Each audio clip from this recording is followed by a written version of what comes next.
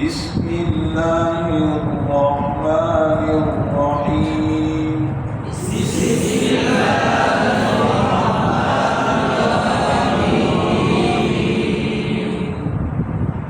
نورانی قاعدہ اصل کی بات الگ کورس سے 3 بار اور نورانی قاعدے کا سبق تختیق پر 4 آدھا سبق پڑھ چکے ہیں.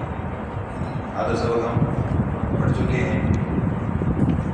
تو اس کی اہم جو بنیادی باتیں ہیں ایک مطلب پھر مختصر انداز کر دیتا ہوں. کیا ہے؟ حرکات کو کھینچ کر نہیں پڑھنا. کیوں؟ حرکت کو کھینچنے سے حرف پیدا ہوتا ہے، لام جلی ہے. ٹھیک ہے، جیسے نصرکم اللہ، نصرکم اللہ غلطی بتائی تھی. جھٹکا لگا کے پڑھنا، حمزہ ساکنہ پیدا ہوگا.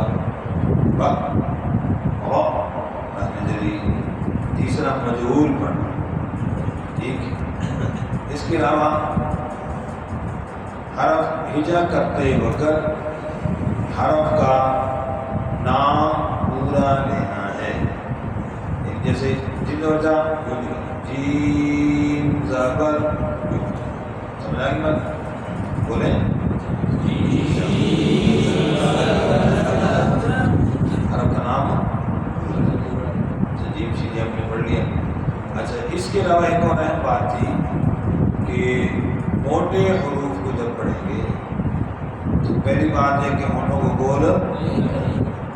دوسرا یہ کہ زیر اور پیش کی صورت میں موٹا حرف باریک ہو کر تبدیل ہو جاتا ہے، جو کہ لام جلی ہے. بھائی دیکھیے گا جی، ہم آگے پڑھتے ہیں اس کو.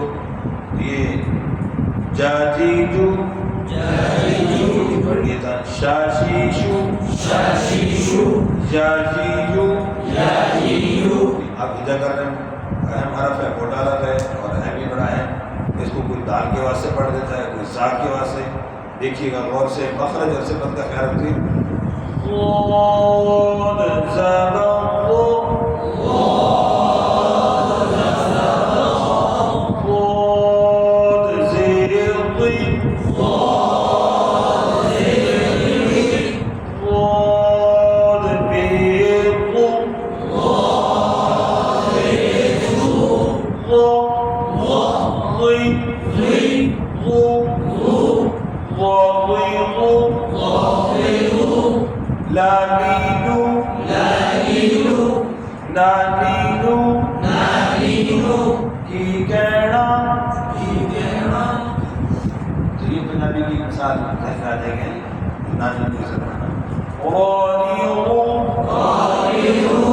موٹے روپ کا خاص توجہ ہجا کروانا ہے.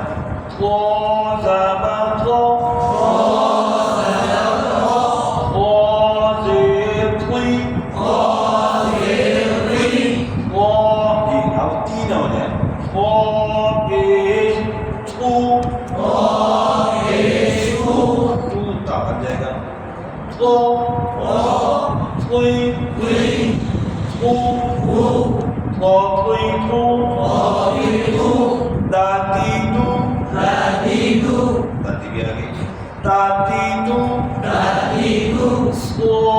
ہو جائے. بن جائے گا.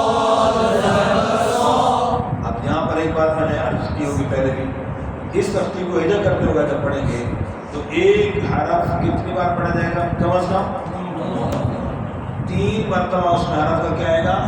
نام. 6 مرتبہ حرکت کے ساتھ. اب عموماً کیا ہو رہا ہے کہ ہمارا جو حرف کا نام ہوتا ہے پہلی تختی والا، وہ بچے کا کیا ہوتا ہے؟ درست ہوتا ہے، صحیح ہوتا ہے. اور حرکت کے ساتھ بچہ اس کو کیا پڑھنے لگ جاتا ہے؟ غلط.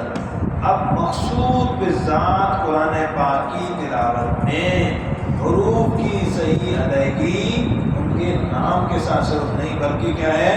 حرکات کے ساتھ ہے. اب حرکات کے ساتھ مشق غلط ہو رہی ہے لیکن آگے بڑھنے میں بچہ غلط ہی کرے گا. اس کی بڑی توجہ کی ضرورت.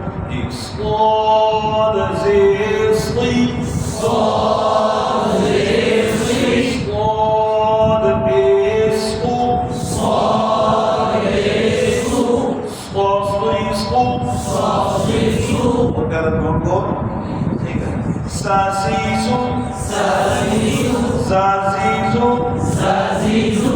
وزبقو مونٹو لگا رہے ہیں وزیرضی وپیشلو زبان اوپر